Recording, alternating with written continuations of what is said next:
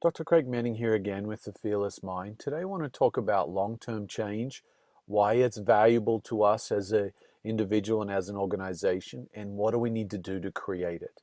Long-term change is that elusive increase in productivity. It's the increase in skill sets that we all want if we want to become high performing.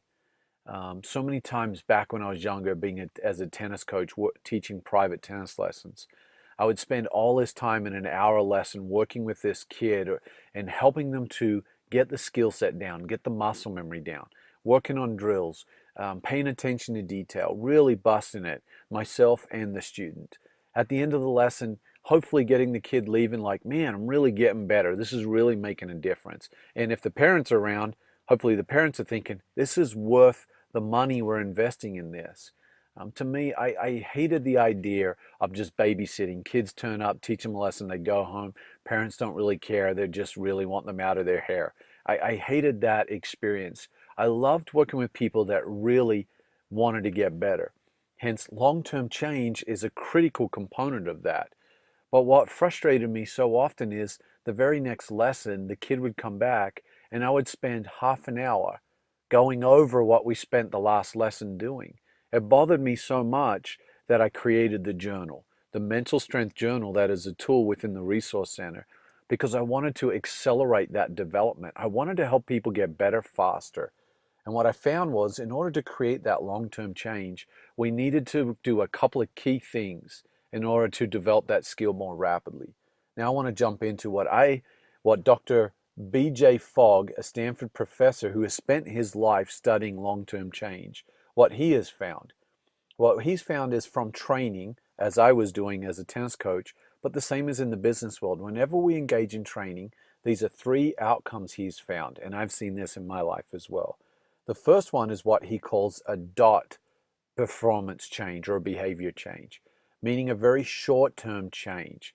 We engage in training, it's fun, we love it, there's some good information. After the training session, maybe we spend a whole day at a boot camp, we're done, we put the manual on the shelf and we never use it again. It has no impact on our lives. It's in short-term memory. As soon as we get back to our busy lives, everything else we need to get done is going to occupy our mind and squeeze out all of that great training we just got. Then the intermediate or the middle level, what Dr. B.J. Fogg called, was a span, meaning there is a behavior or a performance change for about 40 days, according to his research. So there's a spike in productivity, a spike in performance, but within 40 days, we're just right back to the norm. And then at the highest level, he called it a path change, which we know is a long-term change. And what he said is there's two critical components to establishing this long-term change. He said the key to this long-term change is the skills or else the task, to use his words, need to be very ultra simple, and there needs to be a trigger to remind us to do it.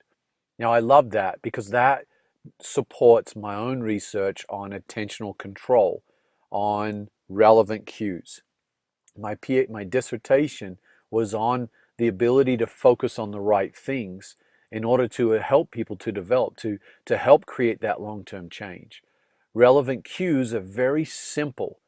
Hence, it's very easy for us to know what we need to do.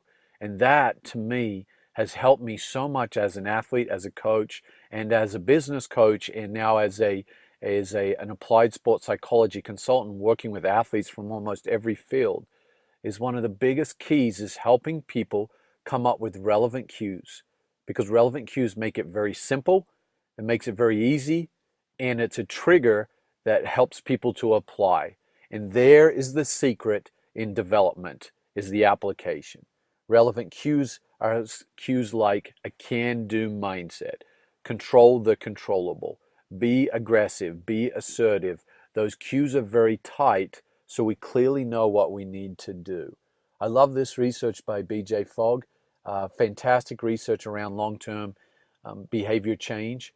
These cues are what we plug into the journal, and that's how we change behavior. As going back to my tennis example, as I got these tennis players to write down after each practice 3 things they did well, 1 thing they could do better, it was helping them to create these relevant cues. And then before each lesson, I'd have them tell me what are the 2 to 3 cues we're going to be working on at practice. Unbelievable how much quicker they developed and how much more rapid their skills progressed. That is the key to long-term change. Relevant cues, breaking big ideas down to 2 to 3 words. Have a great day.